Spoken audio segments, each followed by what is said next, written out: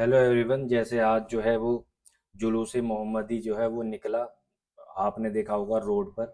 या फिर कोई भी धार्मिक जो है, जैसे हिंदू लोग या सिख लोग जो है वो रोड पर रैली निकालते हैं। तो आपने देखा होगा कि वहाँ पर जो है वो पुलिस मौजूद रहती है ताकि जो वहाँ पर है वायलेंस ना हो। या फिर आपने देखा होगा कि जहाँ जहाँ पर वो जाती है, जिस जिस रूट पर वो रैली, तो उसको कवर करने के लिए जो है वो पुलिस का प्रोटेक्शन दिया जाता है। तो आज हम पूरा समझते हैं कि जो भी धार्मिक रैली निकलती है उसकी परमिशन कहाँ से ली जाती है, या फिर जो है पुलिस क्या चीज़ें ध्यान में रखती है, या फिर हमको जो है एज अ सिटीज़न क्या चीज़ें ध्यान में रखनी चाहिए। तो वो आज मैं पूरा ये कानून आपको बताऊंगा।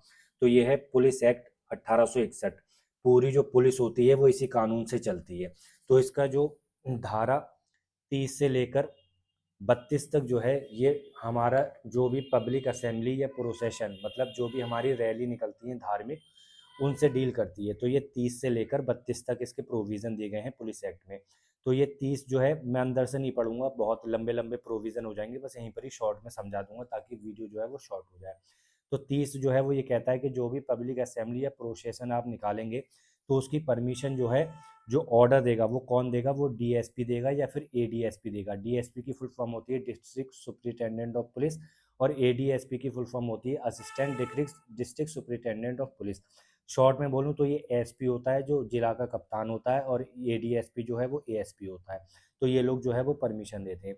लेकिन अगर लगता है कि ब्रीच ऑफ पीस हो सकता है ये पब्लिक असेंबली या प्रोसेशन से, तो आप डीएम या फिर एसडीएम के पास अप्लाई करेंगे लाइसेंस के लिए कि हमको लाइसेंस दे दो, हमें ये रैली निकालनी है। तो वो जो है डीएम एसडीएम वो आपको लाइसेंस दे देगा, लेकिन उसके लिए आपको कोई भी फीस देने की ज़रूरत नहीं है। हालांकि जो एसएचओ होते हैं वो लोग भी कभी कभी परमिशन दे देते हैं। फिर आपने देखा होगा music in in the streets, मतलब आपने देखा होगा जो डीजे लेकर जाते हैं, तो उसका वॉल्यूम क्या होगा, मतलब कितनी आवाज़ में रखा जाएगा। तो वो धारा 30 के 4 में बताया गया है। और वो म्यूजिक जो है वो किस लिमिट में होगा, वो डीएसपी और एडीएसपी, मतलब एसपी और एएसपी जो है वो डिसाइड करते हैं कि किस लेवल का जो है वो वॉल्यूम रखा जाएगा। फिर 30 ये क्या कहता है, अगर मान लीजिए ये जो आपको लाइसेंस दिया था, अगर आप इसको नहीं मानते हैं, इसमें जो कंडीशंस लिखी हुई थी, आप वो कंडीशंस का वायोलेशन कर देते हैं, तो ये जो जो भी रैली निकल रही थी ये पूरी अनलॉफुल असेंबली हो जाएगी। और जब अनलॉफुल असेंबली होगी तो आपके ऊपर लीगल एक्शन लिया जा सकता है। फिर आपने देखा होगा जगह जगह पुलिस रहती है, उस रैली को, जो भी रैली निकल रही है किसी भी धर्म की, जगह जगह पुलिस तैनात रहती है। तो वो क्यों रहती है, वो इस धारा के तहत रहती है, जो धारा 31 है। ये कहते हैं जो पुलिस है वो जो पब्लिक रोड है उस पर जो है ऑर्डर मेंटेन करेंगे।